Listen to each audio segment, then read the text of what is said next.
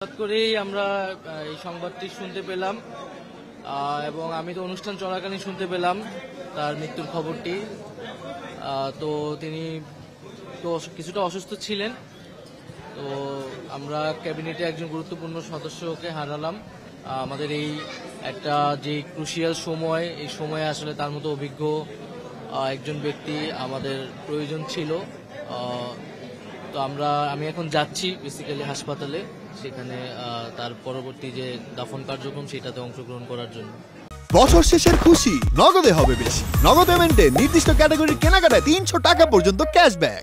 অন্যান্য সব সেক্টরের মতোই চলচ্চিত্র সেক্টরেও সংস্কারের আলাপ এসেছে এবং আমাদের সরকারের জায়গা থেকেও উদ্যোগ নেওয়া হয়েছে এবং আমরা আমাদের যে সরকারি প্রতিষ্ঠানগুলো রয়েছে এফডিসি সহ সবকিছুকে কার্যকর করতে চাই যাতে, এবং সরকারের জায়গা থেকে সর্বোচ্চ পৃষ্ঠপোষকতা আমরা চলচ্চিত্র এবং সংস্কৃতি অঙ্গনে করতে চাই। তো আশা করি যে আমাদের যেই চলচ্চিত্র এবং সংস্কৃতি অঙ্গনে নানা ধরনের সীমাবদ্ধতা এবং স্থবিরতা ছিল, আগামী বছর সেই সীমাবদ্ধতাগুলো দূর হবে এবং আমাদের যে রাজনৈতিক লড়াইয়ের মধ্য দিয়ে আমরা এই অন্তর্বর্তীকালীন সরকার এবং গণঅভ্যুত্থান সংগঠিত হয়েছে, আগামী বছর সেটার একটা সাংস্কৃতিক রূপান্তর আমরা দেখতে পাবো।